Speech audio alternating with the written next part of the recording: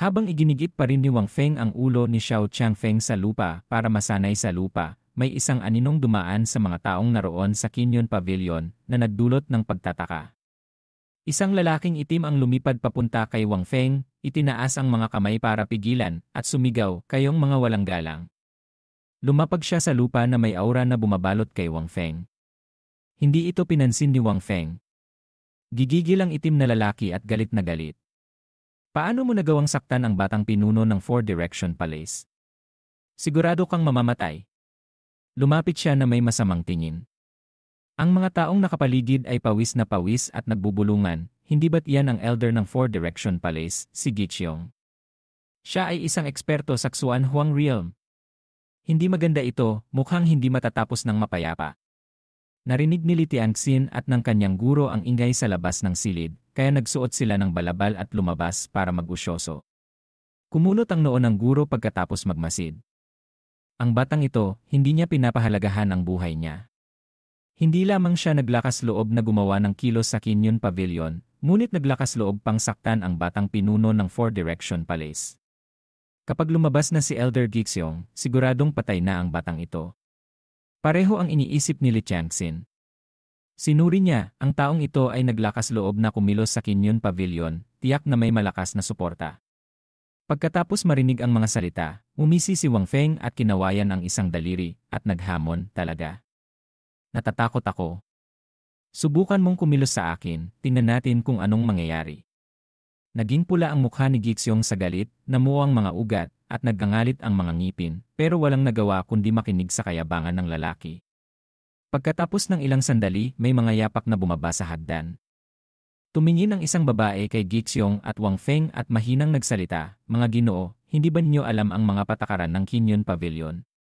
Nagmadaling humarap si Gixiong, ikinuyom ang mga kamay, at magalang na bumati. Gixiong ng Four Direction Palace, bumabati kay Elder Zukin. Ang mga tsismosa ay mayroon na namang paksa para magbulungan. Hindi ko akalain na ang tagapamahala ng Kinyon Pavilion, si Elder Zukin, ay naistorbo din. Si Elder Zukin ay isang eksperto sa Xuan Huang Realm. Maliwanag na ang kahihinatnan ng walang galang na batang iyon. Hindi ko akalain na makakakita ako ng dalawang napakagandang dilag ngayon. Sulit ang paglalakbay na ito.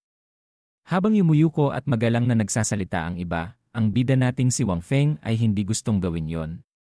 Iniunat niya ang kamay at binigkas ang isang tula para manligaw, isang tingin, nagpapabagsak ng lungsod, isang sulyap, nagpapabagsak ng bansa. Nagulat si Zukin at natigilan.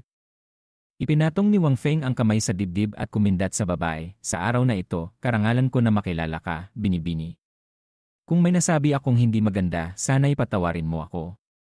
May mga taong naibuga ang iniinom nila, ang iba ay nawalan ng salita, at ang iba ay gustong manood ng kaguluhan.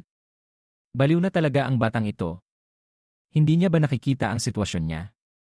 Sa halip na lumuhod at humingi ng awa, naglakas loob pa siyang makipaglaro kay Elder Zukin. Tiyak na hindi magtatagal ang buhay nito. Gusto ko na lang makita kung paano mamamatay ang batang ito. Kahit si Gixiong ay napangisi sa pag-iisip, humahanap ka talaga ng kamatayan. Nakita ni Zukin ang kawalang hiyaan ng lalaki, ngunit mumiti pa rin siya. "Malaki ang iyong tapang, Ginoo." Ngumiti si Wang Feng at winasiwas ang kamay, "Hindi naman ganoon kalaki, mas malaki lang ng kaunti sa karaniwan." Biglang nanlaki ang mga mata ni Zukin at nagbanta, "Sinaktan mo ang mga tao sa Kinyon Pavilion at sinira mo ang mga patakaran namin. Ano ang balak mong gawin?" Nakita ni Gixiong ang mga mata ni Zukin at napangisi sa loob niya. Dumating na. Sa wakas, mamamatay na ang batang ito. Kung nakita ng iba ang mga matang iyon, malamang na natakot na sila, ngunit iba ang kay Wang Feng.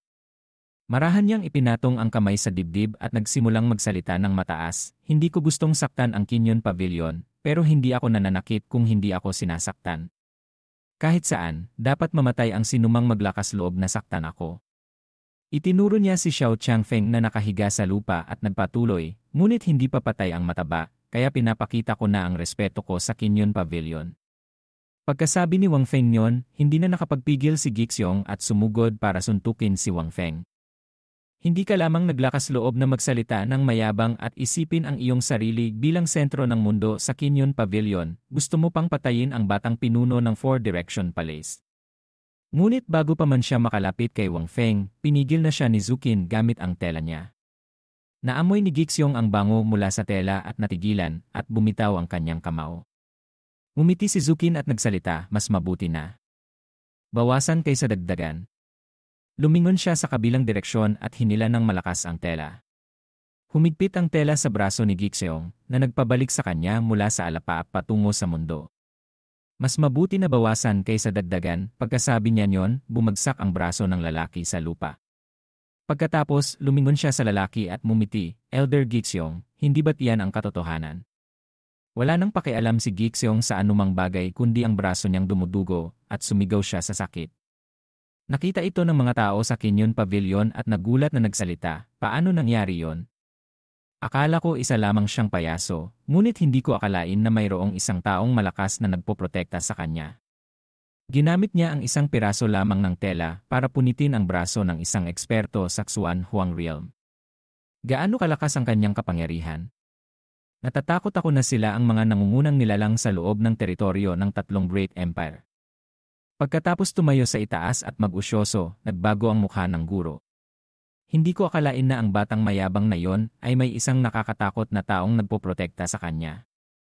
Iba si Li Tianxin, ang kanyang mga mata ay nagningning sa pag-asa. Ang taong ito ay maaaring makatulong sa akin na makaalis sa kalungkutan. Hindi lamang sila, pati si Zukin ay gumamit ng pamaypay para takpan ang kanyang pagtataka. Nagsimulang umiyak si Xiao Changfeng. Hindi maganda ito. Gusto niya akong patayin. Hindi ako sigurado kung mapoprotektahan ako ni Elder Zukin. Itinuro ni Wang Feng ang kanyang sarili at mayabang na nagpahayag, hindi kami gumagawa ng gulo ay hindi nangangahulugang takot kaming gumawa ng gulo. Kung gusto mong maging kaaway namin dahil sa tinatawag mong mga patakaran. Ginawa niya ang parehong daliri at itinuro sa itaas at nagpahayag, sisirain ng aming sekta ang Kinyon Pavilion niyo ngayon. Napasakit ng ulo ang mga taong nakapaligid sa mga salitang iyon. Napakayabang ng taong ito. Ito ang unang pagkakataon sa buhay ko na may naglakas loob na magpahayag na sisirain nila ang Kinyon Pavilion. Tama, walang malaking sekta na maglakas loob na sabihin iyon. Natatakot ako na kahit ang tatlong pinakadakilang emperador ng tatlong Great Empire ay hindi maglakas loob na sabihin ang mga salitang iyon. Mahinang nagtanong si Zukin, gusto mo bang umasa sa kanya para sirain ang Kinyon Pavilion namin? Sa panlabas, hindi siya natatakot, ngunit sa puso niya ay iba. Ang kanyang lakas ay talagang nakakatakot. Tumingin siya ng diretsyo sa dalawang tao na may malamig na tingin, ngunit hindi lamang ako ang eksperto sa Xuan Huang Realm sa Kinyon Pavilion na ito. Nakita ni Wang Feng ang tingin ni Zukin at itinaas ang isang kamay at kinawayan, naghahamon, kung hindi ka naniniwala, subukan mo. Ngumiti si Zukin sa likuran niya,